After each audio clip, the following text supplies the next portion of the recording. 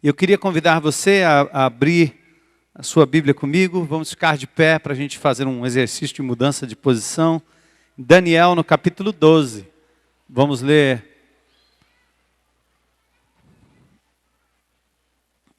pelo menos 3 versículos aqui e depois vamos tratar do tema da ressurreição, parte do que nós tratamos hoje pela manhã, e numa outra parte vamos derivar para algo novo.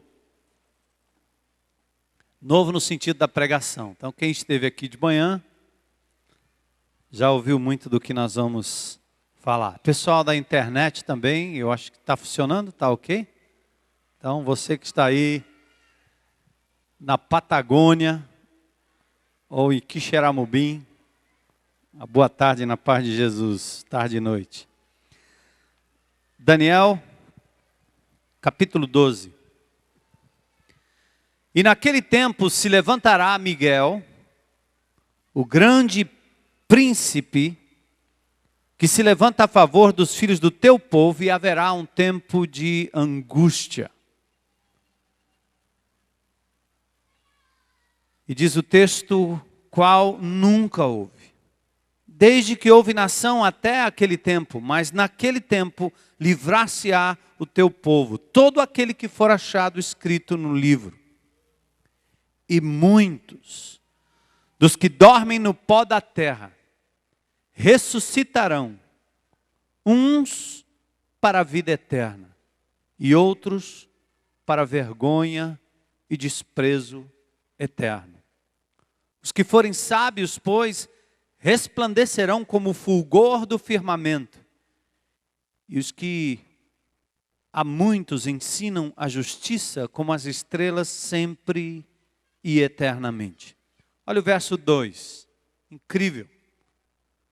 Séculos antes da vinda do Senhor Jesus Cristo, mais de 2000 anos atrás, antes da própria ressurreição do Salvador Jesus, a ressurreição já era um fato conhecido dos profetas, revelado pelo Espírito de Deus àqueles que apontavam para o futuro. A própria ressurreição de Jesus nasce na boca profética de Jó, no capítulo 19. Ele diz, eu sei que o meu Redentor vive. E antecipava não só a morte, mas a ressurreição de Jesus. E Daniel profetiza, olhando para o futuro, e aponta o fato da ressurreição, que atinge toda a raça humana. Incrível. E muitos dos que dormem no pó da terra ressuscitarão, uns para a vida eterna e outros para a vergonha e desprezo eterno. Senhor, nós te adoramos nesta tarde e noite, acima de tudo pela presença do teu Espírito aqui no nosso meio. O teu povo que aqui se reúne em teu nome celebra a vida. Celebra a tua morte na cruz do Calvário, Senhor, como fizemos hoje, celebrando a ceia do Senhor, lembrando o teu sangue, o teu corpo, entregue por nós na cruz do Calvário. Mas hoje, particularmente, Senhor, como todos os dias da nossa vida, nós relembramos particularmente a ressurreição de Jesus. Te damos graças por esse evento que nos libertou da morte, nos deu esperança da eternidade e nos libertou também do velho homem, dando-nos poder para viver em novidade de vida, segundo o caráter do teu Filho. Pai, crava estas palavras no nosso coração.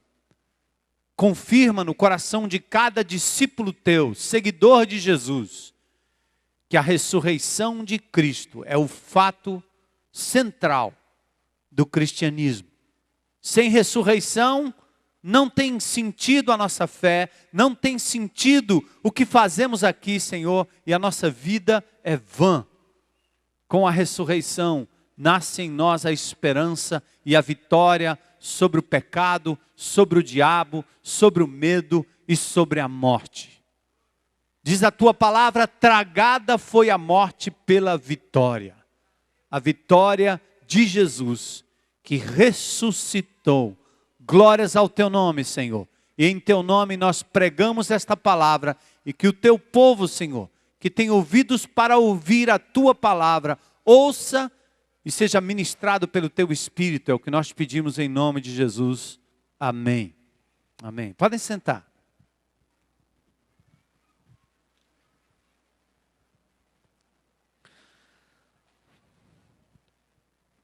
No mundo que nós vivemos, a nossa vida de 30, 40, 50, 60, 70, 100 anos de idade, nós passamos por coisas que nos trazem frustração. Mas, em geral, o que mais frustra um ser humano é o corpo inadequado. Não demora muito, ele já não pode fazer as mesmas coisas que fazia antes. Quando jovem, quando criança, a expectativa é que o corpo cresça o suficiente para poder praticar determinadas coisas que não se faz como criança, por não ter força, por não ter pernas longas o suficiente, por não ter o seu raciocínio ainda desenvolvido. E vem um certo auge da vida em que a forma física aparece com todo o seu fulgor, com toda a sua força, e você vira um atleta, um triatleta, alguém que malha, alguém que corre, que anda, que faz, que pega, que abaixa, que levanta, sem nenhum problema. Seu corpo tem poucas marcas e você está feliz da vida. É o auge da vida. Mas não demora muito e a nossa vida começa a demonstrar, o nosso corpo, traços, marcas de envelhecimento. E aí começa a frustração do ser humano. Ele se olha no espelho e diz, eu não sou mais aquele. Alguns ficam mais bonitos à medida que o tempo vai passando, como minha mulher, por exemplo. É um caso raro, raríssimo. Mas a maioria de nós olha para o espelho e diz, ai, ai, ai, ai, ai. O negócio está ficando ruim, não é? E fora as dores. Eu ainda gosto de jogar um futebolzinho. Depois de ficar machucado um tempo, passei uns quase 5 meses sem jogar. Voltei feliz da vida. Joguei domingo passado, achei que estava tudo bom. Terminei sem me machucar, estava perfeito. Voltei para casa dizendo, meu Senhor, eu sou capaz de dar graças por essas coisas também. Senhor, obrigado, que eu joguei e não me machuquei e não me machucaram. Não deu outra. No outro dia, quando eu acordei, tinha um ligamento aqui que tinha estirado, tinha um negócio na coluna. E os caras disseram, e aí, dá para jogar domingo de novo? Eu disse, nem pensar, só daqui uns 5 meses, quem sabe. Impressionante, não dá mais. Frustração, né? O corpo inadequado. O apóstolo Paulo fala desse corpo que vai se corrompendo, se deteriorando, não é? Outra coisa que é uma frustração para nós é o ambiente hostil. Tanta violência. Eu andei por aí, fiquei na casa de amigos, sabe aqueles hotéis que você não paga nada? O amigo diz, pode ficar lá. E você, cara de pau, diz, tá bom, eu vou. Então eu fiquei em alguns desses lugares. Mas a maior preocupação não eram as cobras. Vimos uma cobra num dia que a gente estava num canto, uma cobrinha passeando. No outro dia ali um bichinho e tal. Muriçoca à vontade em alguns lugares, né? Coisa normal. Mas os maiores inimigos não eram esses. Os maiores inimigos, o ladrão, a perspectiva de você ser roubado, ser assaltado. O mundo está hostil. Há uma hostilidade que nos causa medo todo o tempo. Será que vamos sobreviver a mais uma semana, mais um dia? E a outra grande frustração para a maioria de nós, ou para quase todos nós, é a realidade da morte. Um dia nós vamos morrer. A gente não gosta de pensar nisso, a gente evita o pensamento, mas até o medo de barata reflete o medo da morte, o medo último da morte.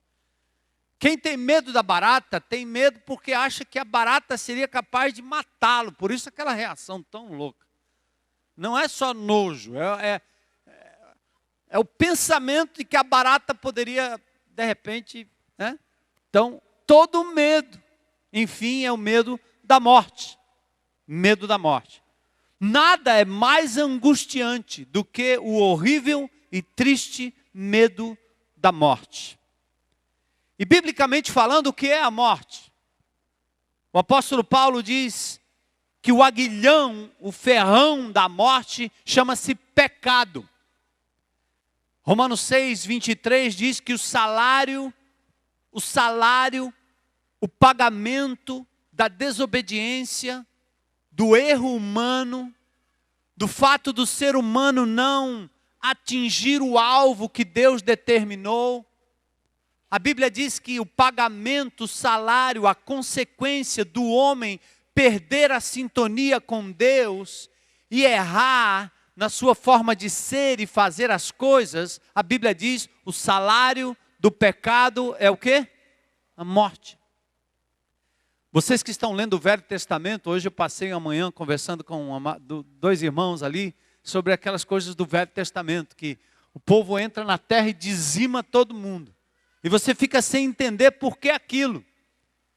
E eu estava tentando dizer que nenhum ser humano merece viver, porque o pecado traz como consequência a morte. A morte é o salário, é o pagamento do pecado, nivela todo mundo. O salário do pecado é a morte, Romanos 6, 23. Paulo diz em Efésios 2:1 que nós estávamos mortos nos nossos delitos e pecados. Separação de Deus. A morte é como um ventilador que gira enquanto está na tomada. Quando você desliga da tomada, ele ainda gira. Mas eventualmente ele vai parar, ele vai parar, ele vai parar, ele vai parar. Assim é a vida. Nós nos desligamos do Criador. Através do primeiro homem, da primeira relação do ser humano com Deus, a desobediência fez com que o ser humano presunçosamente tirasse da tomada a sua vida, tirasse da fonte aquilo que o ligava a Deus, e a partir dali nós somos como ventiladores, ainda na inércia, mas eventualmente vamos ter que parar. Morte, separação de Deus. A gente usa termos do tipo assim, meu carro morreu. Quer dizer que morreu? Acabou o combustível. Ah, meu carro morreu, quer dizer, a pane elétrica. E se você tiver ladeira andando ou dirigindo ladeira abaixo, o carro morreu, ele vai continuar até a primeira subida. E aí, acabou. Ou você volta de ré, fazendo um pêndulo e até parar, mas eventualmente você vai ter que parar. Morte é separação de Deus. A morte física é uma consequência do nosso erro, da nossa desobediência. E a Bíblia diz que todos pecaram, ninguém escapa. Você diz também para as pessoas, ele morreu para mim. O que quer dizer, ele morreu para mim? Quer dizer, eu não tenho mais nenhuma conexão com ele. E assim nós morremos fisicamente, vamos morrer, e espiritualmente morremos quando nos desligamos do Criador. Mas o homem continua tentando. Ele tenta, mas ele não consegue ignorar ou evitar a morte. Ele tenta. A morte atinge grandes, pequenos, fracos, fortes, sábios, ignorantes, crentes e descrentes. Todos um dia passarão pela experiência da morte. A ciência está avançada. A ciência pode adiar a morte. Pode ajudar a curar algumas doenças. Mas a ciência ainda não encontrou a fórmula para resolver o problema da morte. A ciência adia, mas não vence o poder da morte. Eles controlam o vírus, mas não a morte. Anos atrás, já faz algum tempo, mas eu acho que ainda tem gente embarcando nisso, havia uma invenção chamada criogênese. Fizeram isso na Califórnia, um lugar chamado Riverside. Cadáveres eram colocados de cabeça para baixo, de 2 em 2, no interior de enormes tubos de alumínio, cheios de nitrogênio, a 164 graus abaixo de zero. Alguns guardam apenas parte do corpo. E para que isso?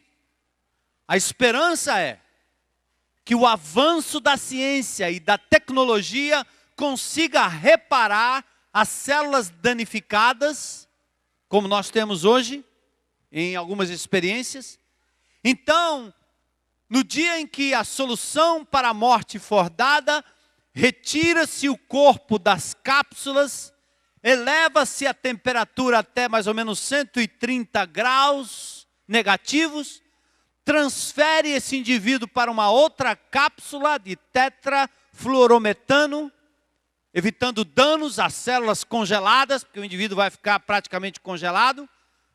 Os instrumentos microscópicos vão tirar do sangue o glicerol, e aí, pelas informações do DNA, novas células são criadas, recupera-se o cérebro, inicia-se a transfusão de sangue, e a temperatura é elevada ao normal, mediante uma descarga elétrica, e bingo! O coração volta a funcionar.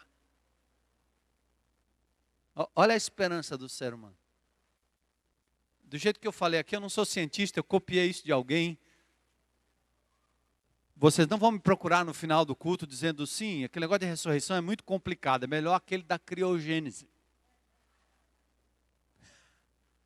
Essa é a esperança do ser humano. Os cientistas, claro, não pregam, mas os próprios cientistas aceitam o fato, gente, de que o universo inteiro está morrendo. O planeta está morrendo. O sistema solar está morrendo. O universo está morrendo.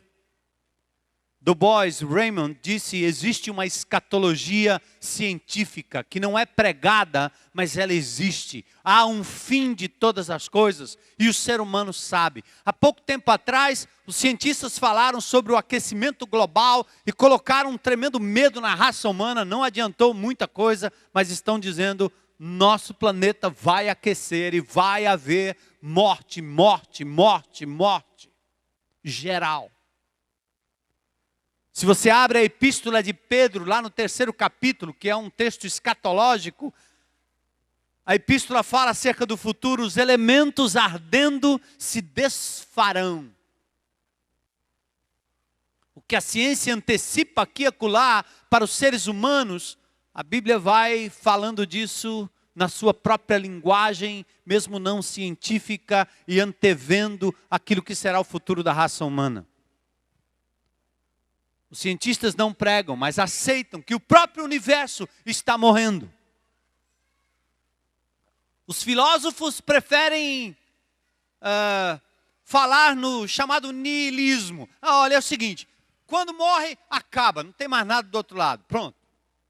Essa é a forma mais simples de se lidar com a vida. A destruição é total de tudo e de todos. O mundo é simplesmente uma cova que recebe entulhos do acaso. Esse é que é o mundo. Um grande lixão, onde a vida tanto faz como tanto fez.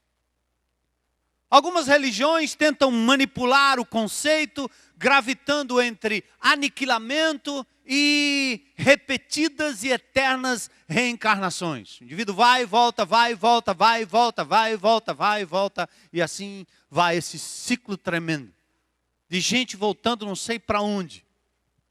Mas é uma maneira de lidar com isso.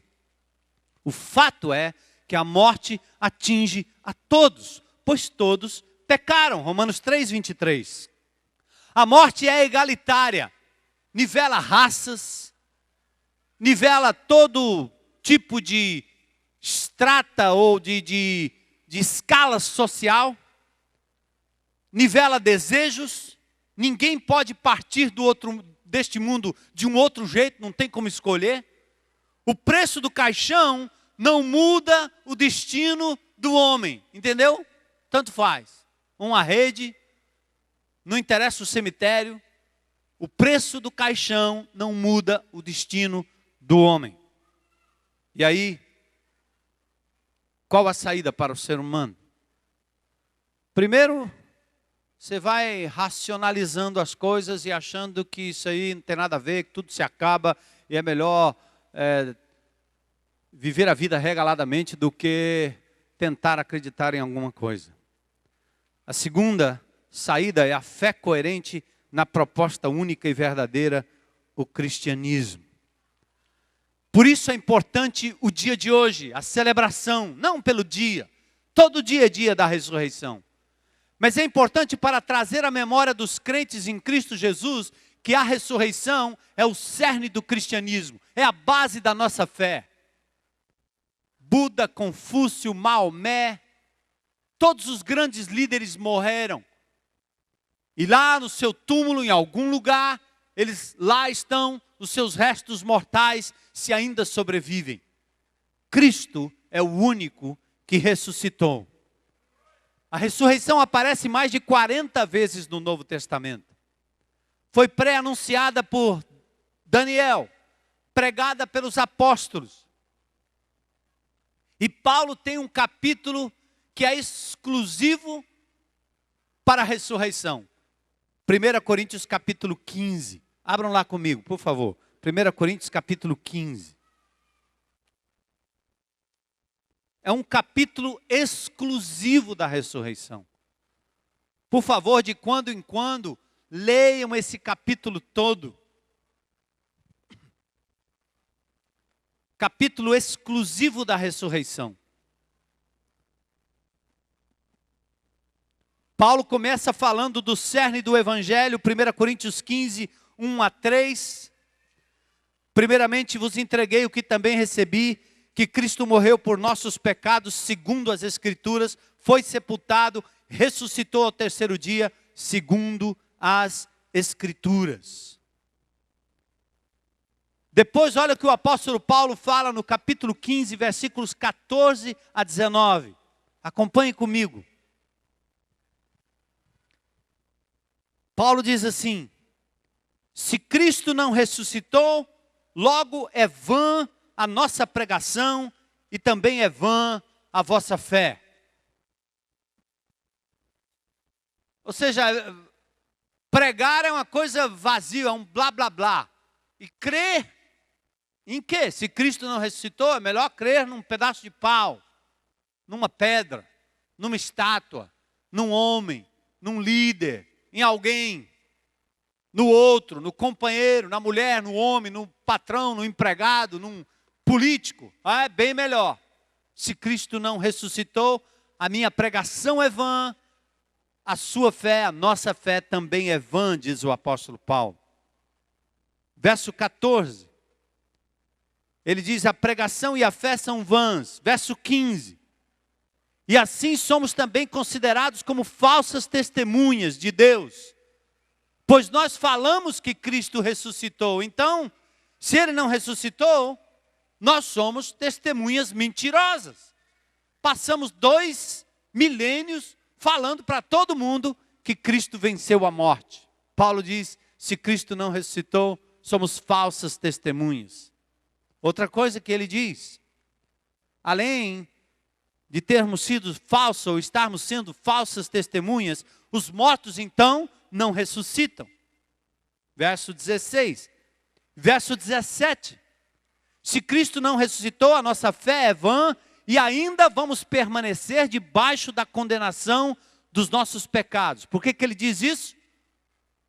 Porque quando Cristo morreu na cruz do Calvário, Ele morreu pelo meu pecado. Era alguém me substituindo. Se a morte pegou toda a raça humana, a morte não pegaria Jesus, por ter sido Ele concebido de uma forma miraculosa, através do Espírito Santo, pela instrumentalidade de uma mulher, Maria. Mas Cristo não tinha sido concebido em pecado, nem por herança e nem por pecado próprio. Portanto, Cristo era o único ser humano que não merecia a condenação que toda a raça humana merece, a morte. Por isso ele pôde chegar diante do santo juiz e dizer: eu me entrego, eu me dou, eu quero servir como fiança, sacrifício. Se Cristo fosse um pecador como a gente, não valeria nada.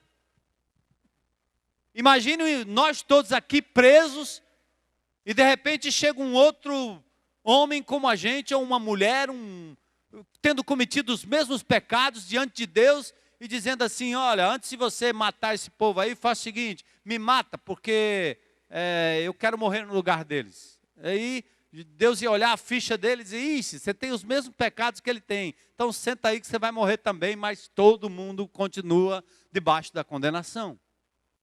Só o inocente pode pagar pelos culpados. Cristo entra como um inocente diante do Pai e se oferece como sacrifício, morre na cruz do Calvário e ali sim ele paga o preço do meu, do seu e do nosso pecado.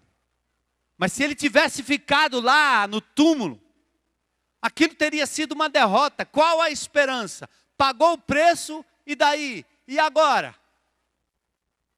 Por isso, o Pai o ressuscita dentre os mortos, porque ele experimenta a morte, experimenta a dor no nosso lugar. É real o seu sangue, é real, são reais as marcas sobre o seu corpo. Nós ainda temos ali a cruz em pé do grande sacrifício, para a gente olhar e demonstrar que ali foi que Jesus foi crucificado numa cruz como aquela, ou de outro modo, outro tipo de cruz, não interessa. Mas ele foi crucificado ali no nosso lugar. E porque não merecia a morte, o Pai aprovou o seu sacrifício e o fez ressurgir dentre os mortos. Agora, ele pode e dá esperança a todo o que creu na sua morte, crendo na sua ressurreição, de que um dia também, mesmo experimentando a morte, nós ressuscitaremos como ele e com ele. Amém? O Evangelho é só isso. Não complica. É meio complicado. Para uma pessoa do século 21 entender essa mensagem, é complicado. Não é simples. Porque é espiritual. Tem uma transação espiritual. E os seres humanos não estão acostumados a esse tipo de coisa que diz que o homem é pecador, que o homem é errado, que o homem merece a morte. O homem tenta se enganar, achando que a morte é uma coisa natural e que depois disso acabou e pronto. Como acabou para o feto? Como acabou para um embrião? Como acabou para uma criança de 2, 3 anos que é lançada da janela de um edifício lá para baixo? Como acabou para um jovem? Como acabou para um adulto ainda no vigor da sua vida? Como? Cristo ressuscitou. E se Cristo não ressuscitou, nós ainda permanecemos nos nossos pecados. Por quê? Porque então não há perdão. A obra não foi aceita. O sacrifício não foi aceito. E Paulo ainda diz: os que morreram em Cristo vão perecer se Cristo não ressuscitou. Verso 18. Verso 19, ele diz: somos os mais infelizes de todos os homens. Eu expliquei isso hoje de manhã. Por que Paulo diz isso? Se você não acredita na ressurreição e numa nova vida que Cristo pode lhe dar, com o prazer de viver de acordo com a vontade de Deus, meu amigo, você vai viver de forma infeliz, porque você vai continuar invejando o prazer que o mundo oferece. É rápido, é instantâneo, mas é prazer. E você vai viver infeliz, porque nem consegue viver como um descrente no pecado, curtindo tudo que o mundo oferece, e nem consegue viver como um crente que acredita na ressurreição de Jesus, na morte de Jesus, na vitória sobre o pecado, e não consegue deixar que a vida de Cristo passe pela sua própria vida, porque ele não acredita. Ele prefere os prazeres momentâneos. É melhor amar 3, 5 mulheres do que uma. É melhor roubar muito do que ganhar o dinheiro honesto. Porque a promessa de Deus requer sacrifício, abnegação, morte dos meus desejos carnais. Então, se você não acredita na ressurreição, de que adianta ficar se privando se do outro lado não tem mais nada? Paulo é claro. Mas o verso 20 ele diz assim: mas de fato Cristo ressuscitou dentre os mortos e foi feito as primícias dos que morrem, dos que dormem. Assim como a morte veio por um homem, Adão, também a ressurreição dos mortos veio por um homem, o segundo e último Adão, Jesus Cristo, nosso Senhor. Assim como todos morrem em Adão, verso 22, assim também todos serão vivificados em Cristo Jesus. Queridos, o milagre da ressurreição aconteceu assim. Jesus realizou muitos milagres. 35 milagres foram registrados nas Escrituras. O milagre mais extraordinário foi o milagre da sua ressurreição. Interessante. As evidências históricas são contundentes e inquestionáveis. Aqui não é história de quem é alienado, de quem é fanático, de quem não tem como explicar a ressurreição e demonstrar a ressurreição. É como um grão de trigo que ao cair na terra dá fruto. É como uma semente que ao jogar na terra, sendo minúscula, pode gerar uma árvore frondosa. É o milagre da natureza que faz ressurgir de uma semente quase morta ou morta, uma nova árvore e novos frutos. Deus bem pode fazer isso com seres humanos como nós. Jesus realizou 35 milagres. Mas sobre a ressurreição, atenção aí. Os relatos estão em documentos históricos confiáveis. Bíblia, Palavra de Deus. Documento que não foi inventado por um bando de alucinados no século passado. Não deixem que seus professores, seus amigos questionem esse tipo de coisa, porque é um suicídio intelectual, é uma demonstração muito clara de burrice. Porque quase nenhum documento na história da humanidade é tão antigo, tão genuíno, quanto a Bíblia que você carrega nas suas mãos. As obras mais antigas dos grandes filósofos.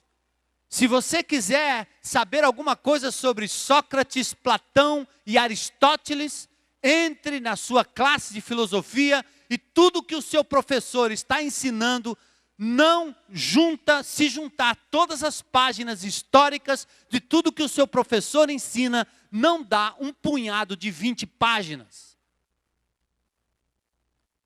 20 páginas.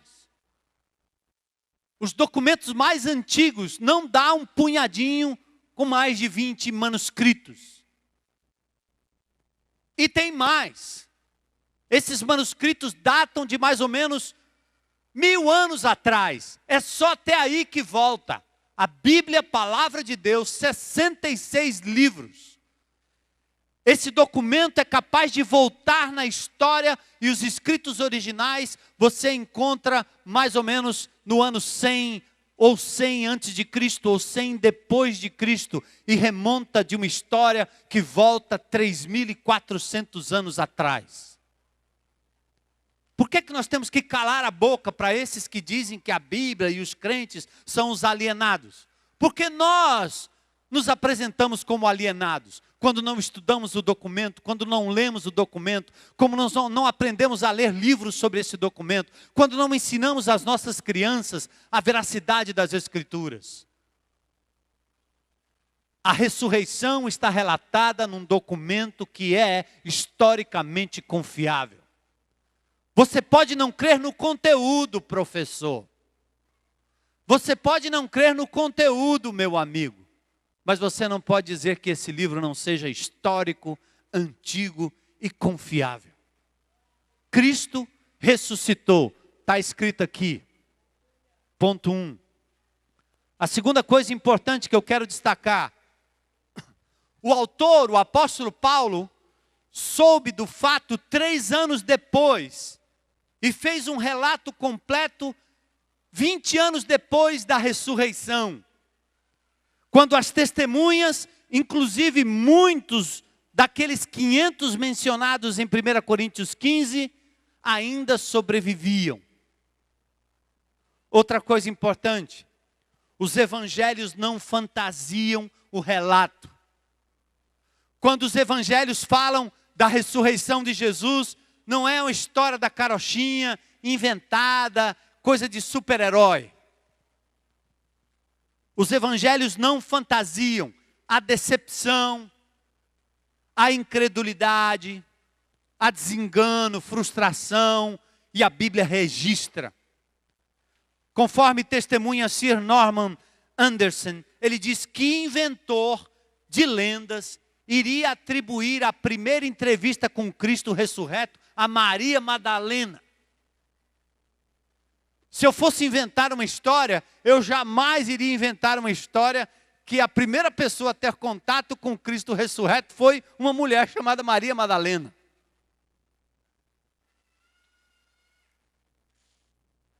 Ele diz mais, porque uma mulher naquela época não tinha uma posição muito importante na igreja primitiva. Então, se fosse uma história inventada, iriam procurar um outro, quem sabe Pedro.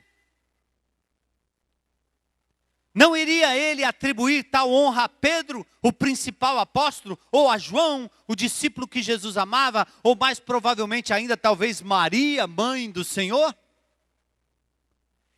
E quem pode ler a história da aparição a Maria Madalena, ou um incidente em que Cristo ressurreto apareceu a 2 discípulos durante o caminho de Emaús, num passeio à tarde? E quem iria falar desse episódio de Pedro e João apostando corrida até o túmulo e ainda concluir que isso seria lenda? Elas são muito dignificadas e moderadas, muito reais em relação à vida e à psicologia. A diferença entre elas e a espécie de histórias registradas no Evangelho Apócrifo, por exemplo, é surpreendentemente significativa. Há diferenças. Outra coisa, o túmulo nunca foi venerado. A reação dos judeus foi acusar os discípulos de terem roubado o corpo. Os primeiros cristãos, e aqui, pensem comigo, os primeiros cristãos creram e deram as suas próprias vidas pelo Cristo ressurreto. Como testemunha, o judeu não cristão escreve o seguinte: como pode ser explicado que contra todas as probabilidades os seus adeptos não se acabaram dispersando, ou não acabaram se dispersando, não foram esquecidos, e a causa de Jesus não chegou ao seu final infame na cruz? Como? Para você entender, quem iria dar a sua própria vida por uma mentira? Se Cristo não tivesse ressuscitado, como os cristãos iriam para dentro das fogueiras, para dentro das arenas, declarando: Cristo vive, Cristo vive, Cristo ressuscitou. E os soldados dizendo: nega isso ou você morre. E eles diziam: Cristo ressuscitou, Cristo ressuscitou, Cristo ressuscitou. E marchavam para a boca dos leões, para morrerem por uma causa que eles criam, porque viram, porque testemunharam, porque creram. Ninguém ia morrer por uma história da carochinha, por uma lenda qualquer. Como foi possível a seus discípulos, que de forma alguma se sobressaíam na inteligência, na eloquência ou na firmeza da fé, começarem sua vitória maravilhosa, marcha de vitória, de conversão, depois do fiasco do Gólgota? Quando o seu líder morreu e acabaram-se as esperanças. Como esse cristianismo invadiu o Império Romano e chegou até nós, se a ressurreição de Cristo não fosse verdadeira? Creia. Em outras palavras, como os adeptos de Jesus puderam mesmo assim vencer essa medonha decepção? Como Jesus, apesar de tudo, se tornou o salvador da igreja, embora suas predições não fossem cumpridas e sua esperada parousia não tivesse tido lugar naqueles dias. Você só tem uma escolha diante disso. Ou aceita, crê e vive de acordo com essa verdade, ou rejeita e continua acreditando nas fábulas, nas lendas e nas mentiras religiosas que pregam em nome do cristianismo. Os saduceus não criam, os fariseus criam, os hedonistas não criam. Aliás, eles diziam, se os mortos não ressuscitam, então vamos comer e beber, porque amanhã a gente vai morrer. Vamos para a gandaia, não é? Isso é que o mundo faz hoje. Vamos cair na farra, cair na vida. Porque esse negócio de vida após morte é balela, isso não existe. E o cara vai tentando se manter dopado para não encarar a morte, nem a velhice, nem o medo de morrer, porque ele não tem uma esperança que chama-se Jesus Cristo ressurreto. Mas nós temos. Lucas capítulo 12, verso 20. O Senhor faz a pergunta que nós devemos fazer para nós mesmos e fazemos também aquelas pessoas a quem nós temos oportunidade de testificar do amor de Jesus. No momento que eles estão dizendo isso é balela, isso é conversa, isso aí não existe, você diz aquilo que Jesus falou, aliás, que o Pai disse àquele homem louco. Esta noite te pedirão a tua alma. E o que você tem preparado, o que você tem feito, o que você tem guardado, o que você tem vivido, vai ser para quem? Para quem? Esta noite te pedirão a tua alma. A decisão deve ser feita o quanto antes, crer ou rejeitar. Hoje pela manhã eu falei rapidamente, vou só ilustrar aqui rápido. A ressurreição é uma verdade poderosa, porque nos livra do pecado, ou seja, aquilo que eu não conseguia vencer, porque eu estava preso, os meus vícios, os meus erros, a minha ira, a minha tendência da mentira, a minha mente suja, tudo que de mal havia em mim, eu escravo dessas coisas que me atormentavam. Quando Jesus morre na cruz do Calvário, Ele me livra da condenação dessas coisas. Eu não sou mais condenado pelas coisas erradas que eu cometi no meu passado. E na ressurreição, Cristo dá para mim o poder para eu viver em novidade de vida e ser capaz de fazer o que é certo. Antigamente você dizia assim, eu tenho esse vício aqui, mas eu não consigo largar. Já ouviu alguém dizer isso? Eu não consigo. E quando alguém disser isso para você, acredite, é verdade, ele não consegue mesmo. Sabia? Uns até se ajeitam, deixa de fumar porque o pulmão já está podre, o outro porque o médico diz que só tem meio dia de vida, aí ele, ou então leva uma trombada não sei aonde. Eu acredito que a graça de Deus vai depurando e fazendo com que o indivíduo sobreviva para um dia ele ouvir o amor do amor de Jesus. Mas a maioria dos homens não tem forças para largar. Tem mulher, tem filhos e tem a outra. E você diz, larga. Ele diz, eu não tenho forças. Eu estou tão enrolado que eu não tenho forças. É verdade. Além dele não ter forças, ele está condenado por aquele ato. Mas no momento que ele crê em Cristo Jesus como Senhor e Salvador, o poder da cruz o liberta. E ele agora pode dizer, antes eu não podia, agora eu posso. Dizer não. Agora pode. E o poder da ressurreição leva você a um outro estágio. Presta atenção. Você mentia que só. E dizia, rapaz, eu não consigo parar de mentir, ó. A minha mulher pergunta um negócio, eu digo outro. Meu patrão disse, eu também. O cara, rapaz, tudo eu aumento, tudo eu... Rapaz, deixa disso. Ele diz, eu não consigo. Aí tem um momento em que ele entrega a vida dele a Jesus. Eu estou liberto e perdoado da mentira. Aí ele precisa aprender a falar a verdade, ele nem sabe.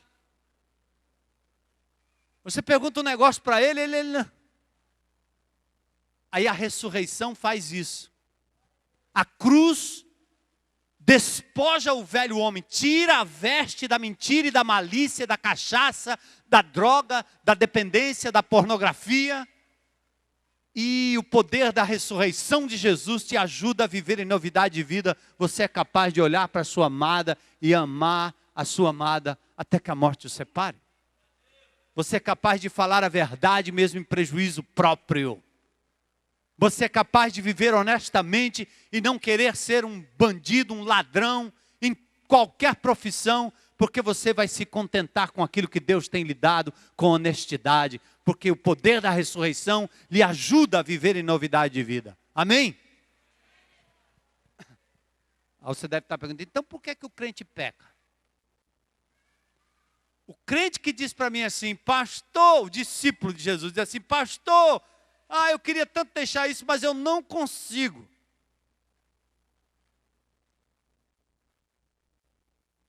Cabra.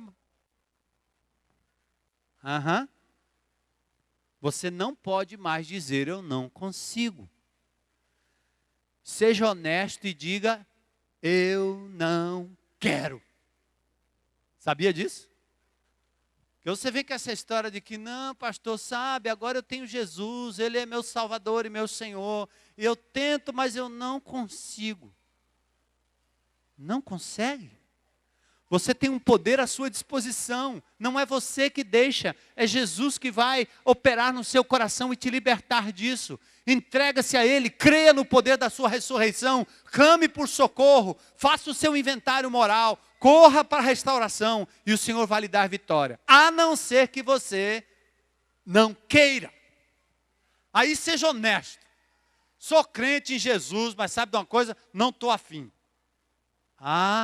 Agora você falou. Porque dizer que não pode, você só poderia dizer isso quando não tinha Jesus como Senhor e Salvador. Agora você conhece o poder da ressurreição. É possível. Aconteceu comigo. Paulo disse, eu sou o pior dos pecadores. E olha o que o Senhor fez comigo. Vai te ensinar a amar, a ser honesto, a viver de forma íntegra. A tirar da sua mente pensamentos pornográficos, sensualidade, capacidade de olhar para outra pessoa sem malícia. Deus é poderoso no poder da ressurreição de te livrar disso. O poder do pecado sobre a sua vida. Amém? Não diga mais não posso. Você pode. O apóstolo Paulo disse, eu posso todas as coisas naquele que me fortalece. Inclusive isso, não é? Outra coisa, o poder da ressurreição lhe livra do poder, aliás, do medo. A ressurreição lhe livra do medo. Se o medo maior que você tem, hoje de manhã nós falamos sobre isso também, vou ilustrar de novo. Se o medo maior é o medo da morte, agora que você sabe que Cristo ressuscitou e vai lhe dar uma nova vida e um novo corpo, e essa carne corruptível vai se revestir da incorruptibilidade, por que você tem medo de morrer? Eu não estou dizendo que você vai ficar botando o dedo na boca da serpente. Vai tentar Deus. Isso que o diabo queria que Jesus fizesse. Pula! Nada disso. Mas no momento que o medo bater no seu coração, medo de envelhecer, medo de ficar só, medo de não dar certo, medo de não conseguir fazer aquilo que é certo, faça o seguinte, clame pelo nome do seu Pai, Abba Pai, porque nós não temos recebido um espírito de medo, mas nem um espírito de covardia, mas um espírito capaz de nos dar a vitória em Cristo Jesus. Quando você clama, Abba, Pai. Diga, Paizinho, socorre-me em teu nome. E eu vou enfrentar esse perigo, essa luta, essa dificuldade. Porque tu estarás comigo. Tu és meu Pai. O Senhor venceu a morte. E o Senhor há de me dar vitória em nome de Jesus. Amém? Glória a Deus. Amém. Vitória sobre o pecado, vitória sobre a morte, vitória sobre o diabo. Agora faça o seguinte, abra comigo de novo lá, você já deve manter aberto sua Bíblia. Eu vou terminar falando sobre a ordem da ressurreição, para não me delongar mais. A ordem da ressurreição. No capítulo 15, verso 16, Paulo diz assim, se os mortos não ressuscitam, também Cristo não ressuscitou. Mas no verso 20 ele diz, mas de fato, Cristo ressuscitou dentre os mortos e foi feito as primícias dos que dormem. A palavra dormir, usada aqui no mesmo sentido de morrer, é passageiro. É passageiro, como Jesus disse de Lázaro, ele não está morto, ele dorme. Lázaro dorme. Agora a ordem, versos 23 a 24. Primeiro Cristo, as primícias, os primeiros frutos. O primeiro a ressuscitar, ligado ao festival das primícias após a Páscoa. O primeiro de uma série. Os primeiros frutos, os primeiros cereais, os primeiros animais, os primogênitos, todos dedicados ao Senhor. Primeiro Cristo, as primícias. Depois, versículos 23 a 24. Cristo as primícias, depois os que são de Cristo na sua vinda. Todos nós que cremos em Cristo Jesus, que fazemos parte da sua igreja, ressuscitaremos com Ele na sua vinda. Ele voltará e ressuscitará consigo para si mesmo os que nele creram. A sua igreja, 1 Tessalonicenses 4,16, primeiros mortos, depois a transformação dos que estiverem vivos na sua vinda. Depois haverá uma outra ressurreição, a dos santos, da tribulação e do Velho Testamento. No Apocalipse capítulo 20 diz, e viveram e ressuscitaram e reinaram com Cristo durante 1000 anos. Logo após o arrebatamento da igreja, ao tempo de tribulação, ao final desse tempo, 7 anos, haverá uma ressurreição dos santos da tribulação e do Velho Testamento. E em Apocalipse capítulo 20 fala de uma outra ressurreição no final do milênio.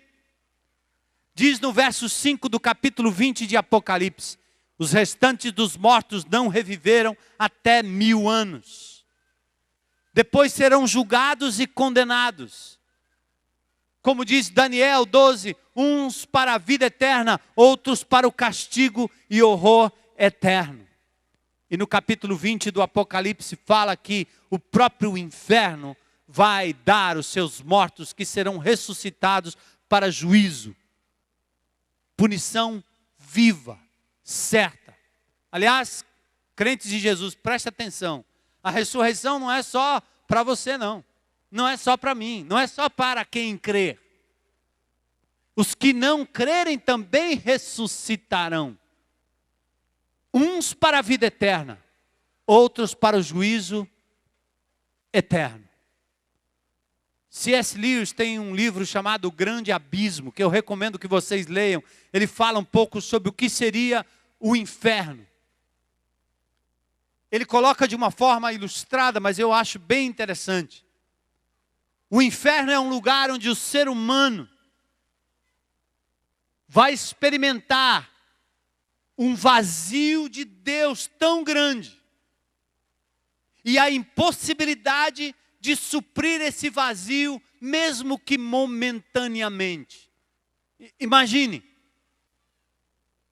alguém fissurado no fumo, sem ter o fumo ou a droga para experimentar. Quem fuma, quem bebe, quem vive uma vida maluca, de prazer e puro prazer, são pessoas que simplesmente tentam preencher o vazio que tem de Deus com aquilo que o mundo pode oferecer temporariamente como um prazer passageiro. O inferno deve ser um lugar onde pessoas conscientes vão desejar tanto a presença de Deus, sem terem condições, porque rejeitaram durante toda a vida. E o pior, não terão ali condições de suprir em nada, e nem de se enganar por nada, porque não haverá mais. Será o grande abismo, o grande vazio, o grande buraco no ser humano. Aliás, viver sem Cristo nesta vida é um verdadeiro inferno. Suprir a sua vida com cachaça, com mulheres, com prazer, com pornografia, com bandidagem, com roubalheira, é um inferno, porque você tem que ir um após outro, após outro, após outro, é um amante depois outro, é uma cachaça depois outra, é uma bebida depois outra, e o cara já não mais experimenta algo que seja real e normal. Eu estou lendo esses dias reportagens sobre a polícia de Fortaleza, que está colocando agora carros e bafômetros na beira das praias para pegar os carros que andam por lá de 4x4. E hoje eu vi num fórum, fiz uma leitura rápida lá, estavam reclamando que é um negócio injusto. É injusto. Porque não é possível que alguém em sã consciência consiga pegar um grupo de amigos dentro de um carro, irem para uma praia, para um hotel e passarem 3 dias sem um gole de cerveja. É um absurdo, isso é um absurdo. O cara não consegue rir sem a química. Ele não consegue se relacionar com pessoas sem a garrafa. Não que a bebida seja o pecado, ninguém está dizendo isso aqui. Aqui ninguém é puritano para dizer que quem toma um copo de cerveja vai para o inferno. Vocês não me ouviram falar isso, tá certo? Copo de cerveja não manda de ninguém para o inferno. O que manda alguém para o inferno é a ausência de Deus e a tentativa de suprir essa ausência com coisas, pessoas e prazeres. Quer coisa melhor do que dançar? Não pode ter coisa melhor. Dançar é gostoso dançar. Dança com a mulher, dança, pula, dança, e a Bíblia dança, e o povo dança, e Davi dançou, e Miriam dançou. É muito bom. Mas a cada final de semana você tem um lugar de dança nessa cidade. E o que é que tem lá dentro? O que é que rola? Tem que ser na química, porque o homem não consegue. Isso é um inferno. Ele não consegue ficar diante de uma garota sozinho, puro e lúcido e soberbo. Aliás, soberbo não, perdão, sóbrio. Soberbo ele fica bem rapidinho. Sóbrio, ele não consegue. Hã? Meu amor, antigamente naqueles bailes da saudade, né? O camarada ia lá dizendo, meu amor, vamos para uma dança e tal. Hoje o cara, é isso aí. Arrasta. É minha, e se alguém tocar eu mato, quebro, pulo. Ninguém assiste um jogo de futebol hoje sem estar muito louco. Sem criar essas loucuras que fazem nos estádios. Por quê? O homem já não consegue viver de forma natural, porque ele perdeu a conexão com o Criador. Tem que ter algo artificial para pimentar a vida e substituir o buraco e o vazio que ele tem, que só Jesus pode preencher. O crente em Cristo Jesus pode se abster de todas essas coisas, ele não precisa de nenhuma delas para ser feliz.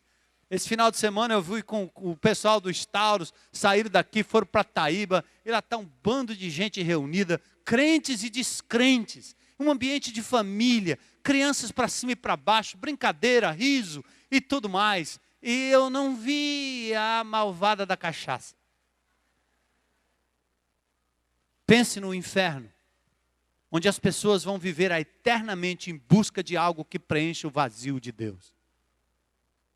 O povo de Deus tem o seu coração cheio da pessoa do Senhor Jesus Cristo. Crê na sua obra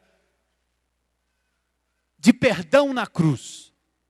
E crê no poder da ressurreição que lhe dá condições de viver uma nova vida em Cristo Jesus. É possível ser sóbrio, é possível amar a sua esposa, o seu marido, é possível se reconciliar com seus irmãos, é possível viver uma vida honesta, é possível falar a verdade, é possível amar as pessoas, é possível ser feliz e se alegrar sem a química e sem a droga, porque Cristo morreu para nos libertar dessas coisas e Cristo ressuscitou para demonstrar que é possível em Cristo Jesus viver vida e vida abundante. Amém?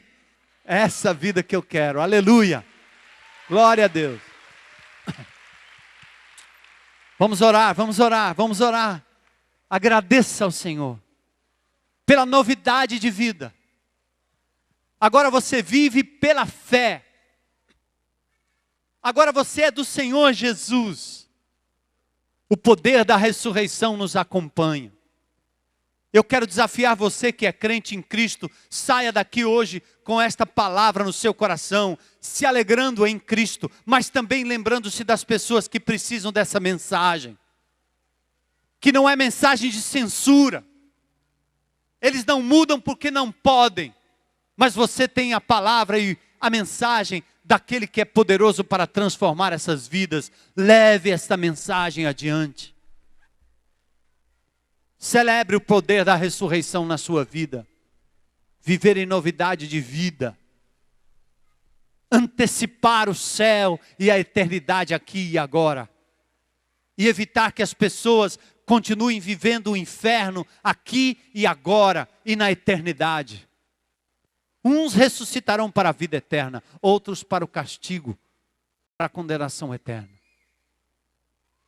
Senhor, nós te agradecemos, porque um dia o Senhor nos resgatou, nos salvou, nos comprou com alto preço e nos deu esperança de uma nova vida em Cristo Jesus.